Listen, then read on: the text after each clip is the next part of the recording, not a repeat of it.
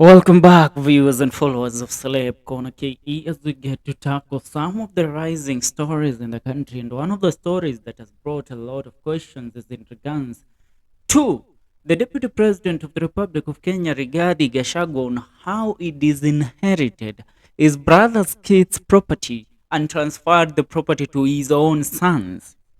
Now, this is a matter of discussion and a topic that has been brought under public scrutiny for the last few days. The mystery of Gashagua's sons in ex-Nyeri governor's multi-billion shilling firm. Now, 4 months to the August of 2022 general election, former Nyeri governor James Nderitu Gachagua still held 8,994 shares in Vipingo Beach Resort Ltd.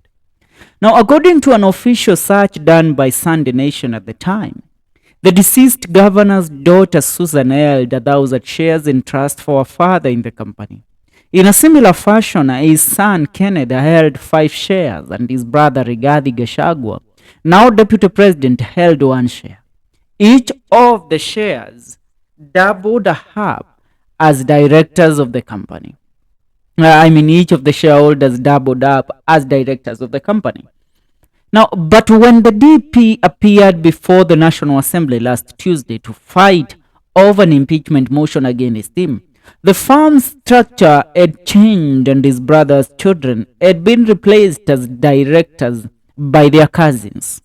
Now, that is where this story becomes interesting. Now, skiza, wacha nikuchambulie kwa lugha ya Kiswahili. Mwaka kabla naibu rais achukue ushukani mwaka 2022, hoteli la Vipingo Beach inaaminika shares zaidi ya 9,998 zilikuwa bado zipo kwenye jina lake aliyekuwa gavana wa kaunti ya Nyeri, gavana Gachagua, Nderitu Gachagua. Lakini baada ya naibu rais kuchukua ushukani na kesi yake kuweza kufikishwa mbele ya bunge kuweza kuamuliwa juu ya kung'atuliwa kwake kitini, the DP iliweza kupata kugundulika kwamba shares ambazo zilikuwa zimewekwa kwa jina la mwanawe, the former governor, the late brother to Rigathi Gachagua, bwana Nderitu Gachagua, the daughter Susan, who held 1,000 shares, and the brother who held about 5 shares, they were all transferred from Nderitu's name, from Susan's name, from the brother's name. All were transferred to the name of Gashagua's sons.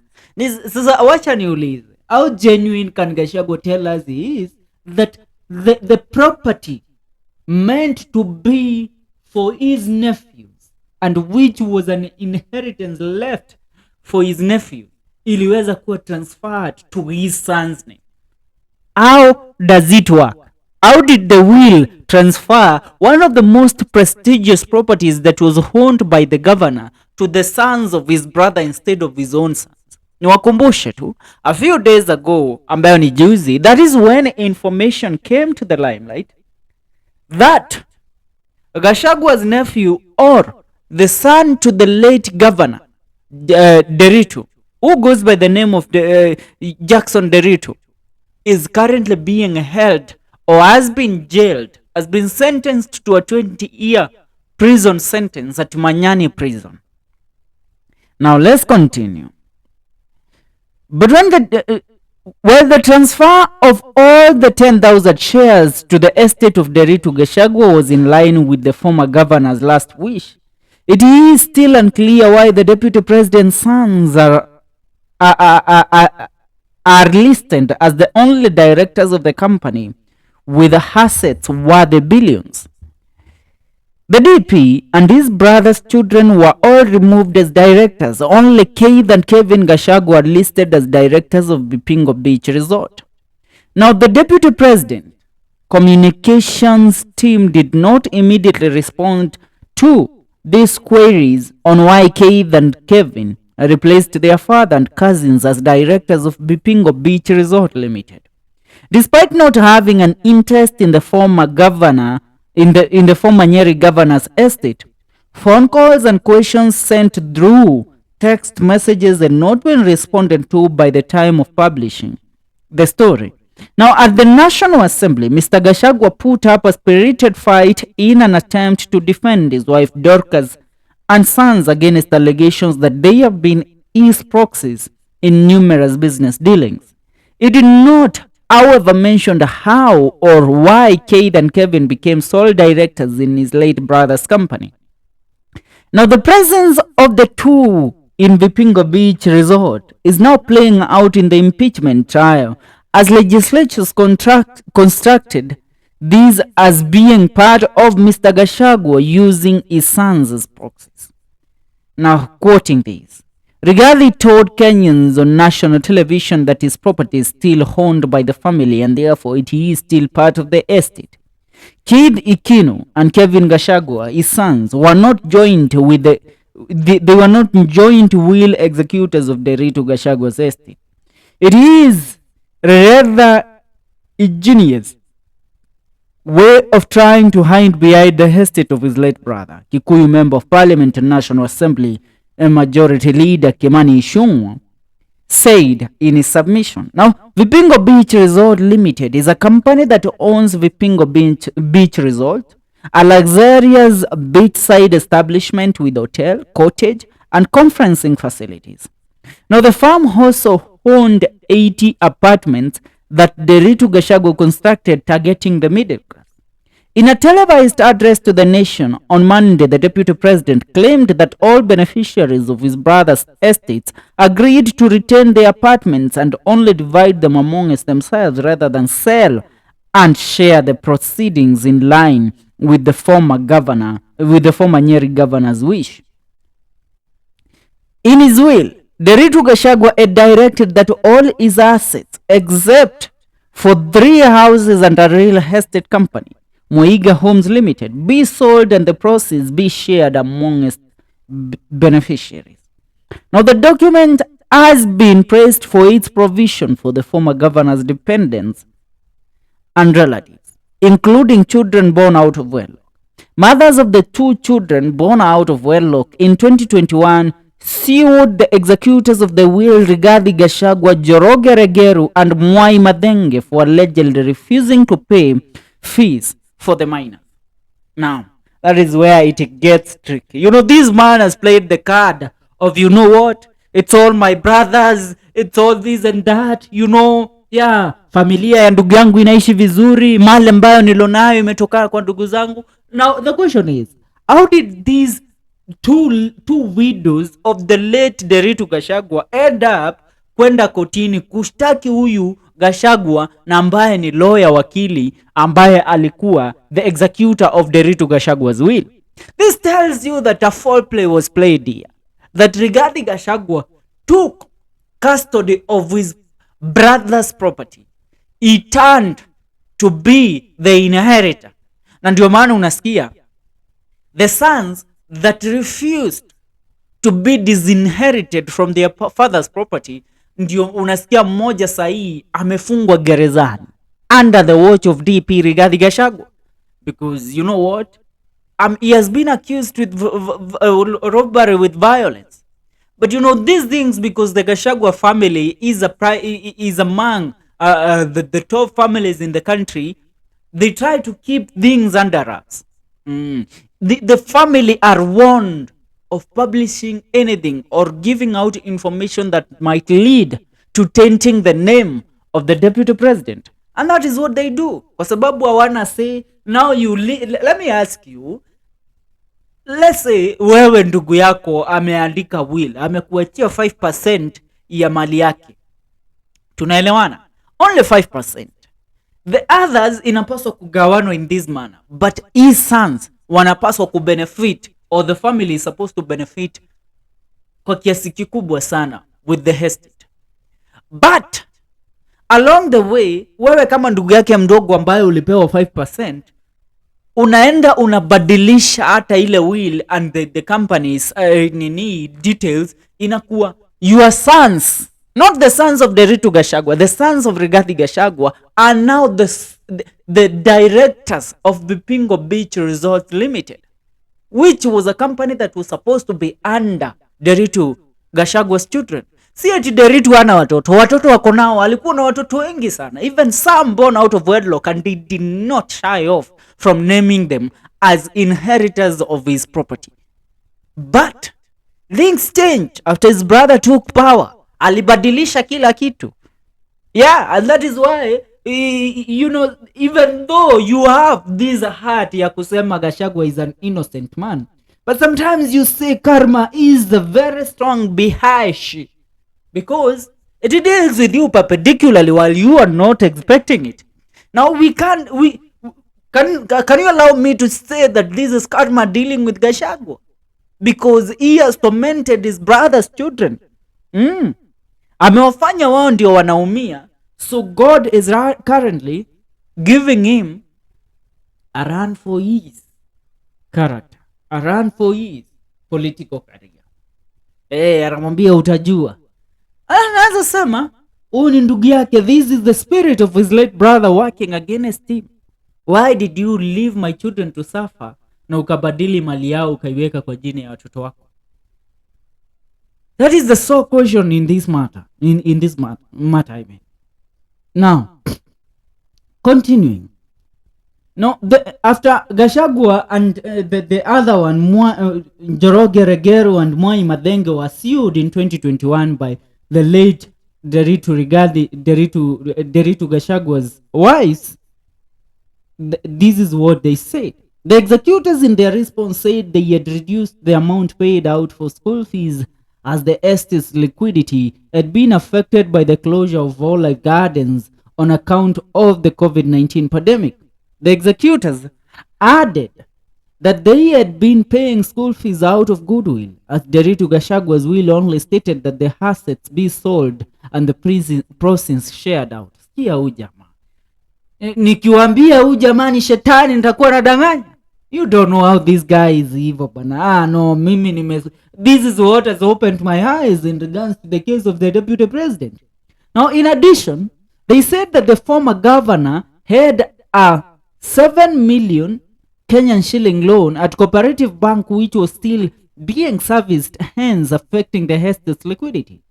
Justice Lydia Achode agreed with the executors and dismissed the application seeking to have the estate pay school fees for the minors. After hearing that, some of the other beneficiaries were yet to get a single cent. The former governor had a taste for the hospitality and real estate business. Having invested in 2 hotels and several apartments, he owned the Olive Garden Hotel in Hurlingham, Nairobi, and whose sale has also attracted claims of disinheritance by the DP Gachagua, held that Olive Garden was sold to TM Civil Engineering. But on Tuesday, MPs claimed that TM Civil Engineering owner Patson Jomo Muchira is a proxy of Mr. Gachagua. And I quote, "I must confess, and I am sorry to my friend Peterson, because I know him. I called him this afternoon when I saw this document and asked him whether TM Civil Engineering Limited is his company. He confirmed to me that indeed it is. Therefore, Olive Garden Limited was purchased through the proxy of Peterson Jomo Muchira with 0 shares and TM Civil Engineering Limited with 6,000 shares.